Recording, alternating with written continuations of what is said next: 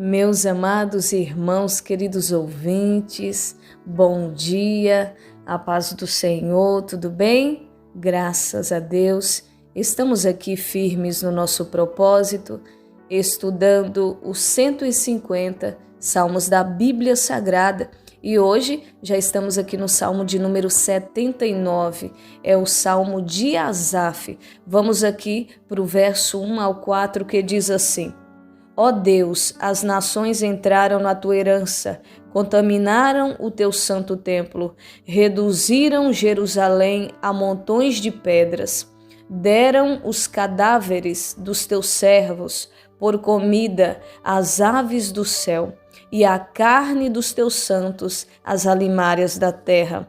Derramaram o sangue deles como água ao redor de Jerusalém, e não houve quem o sepultasse. Estamos feitos o opróbrio dos nossos vizinhos, o escárnio e a zombaria dos que estão à roda de nós.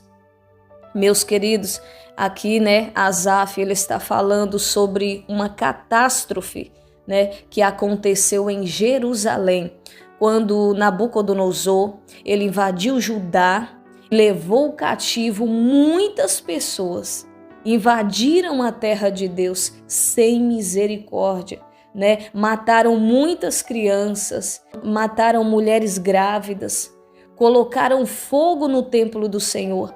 Meus irmãos, foi algo terrível quando a gente vai estudar a história, sobre esse acontecimento. E ao ler, a gente fica pensando, mas por que Deus permitiu tudo isso acontecer? Quanta maldade, quanto sangue derramado. Israel não é um povo escolhido?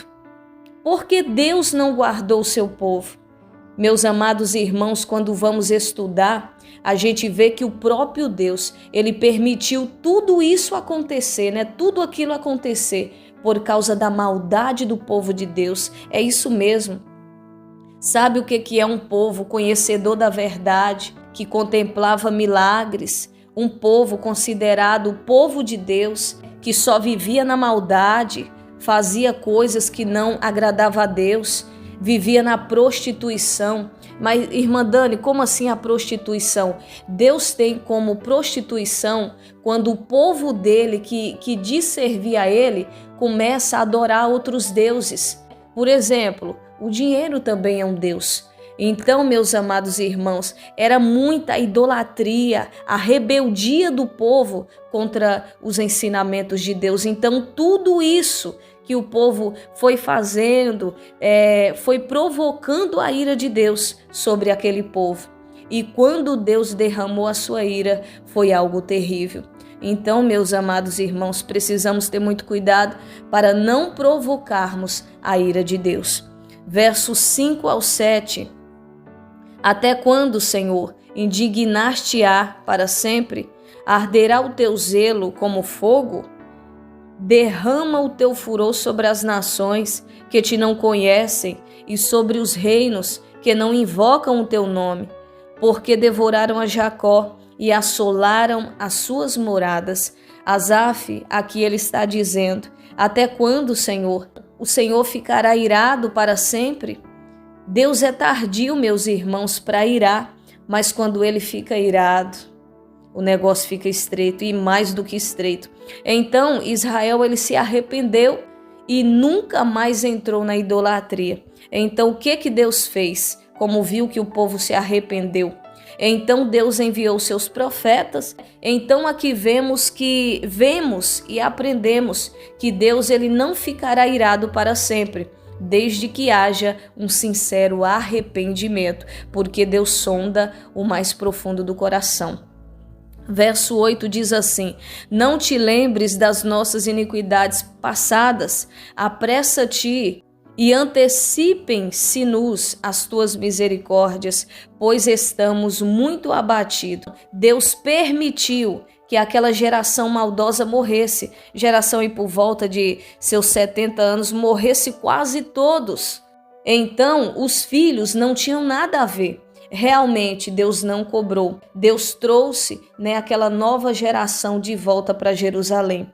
Aqui vemos que os pecados dos nossos avós, dos nossos pais, Deus não cobra em cima de nós, porque Deus, ele é justo. É isso mesmo. Verso 9 ao 10 diz assim: ajuda-nos, ó Deus da nossa salvação, pela glória do teu nome, e livra-nos e perdoa os nossos pecados, por amor do teu nome. Porque diriam os gentios: onde está o seu Deus? Torne-se manifesta entre as nações à nossa vista a vingança do sangue derramado dos teus servos. Aqui Asaf pedindo perdão, não só pelos seus pecados, mas também pelos pecados de todo o povo. Meus irmãos, imagina Asaf, contemplando toda aquela situação. Jerusalém assolada, destruída, queimada. Quantos corpos de pessoas mortas, quantos foi levado para o cativeiro, a cena era muito triste. Então Asaf aqui ele pede perdão e ele diz: Senhor, nos livra do nosso pecado, Senhor. Senão as nações, que são inimigas do Senhor vão dizer: onde está o seu Deus? E é verdade, meus irmãos, se nós não nos arrependermos, continuaremos na derrota. E o nome do Senhor por nossa causa será blasfemado. Precisamos ter muito cuidado. Para finalizar, verso 11 ao 13, diz assim: chegue à tua presença o gemido dos presos, segundo a grandeza do teu braço. Preserva aqueles que estão sentenciados à morte e aos nossos vizinhos. Deita-lhes no regaço. Setuplicadamente a sua injúria com que te injuriaram, Senhor. Assim nós, o teu povo e ovelhas de teu pasto, te louvaremos eternamente, de geração em geração. Cantaremos os seus louvores. Olha só, aqui ao ler eu fico imaginando a tristeza que havia nesse momento no coração de Asaf. Aqui ele estava orando também pelas pessoas que tinham levada, ali para o cativeiro.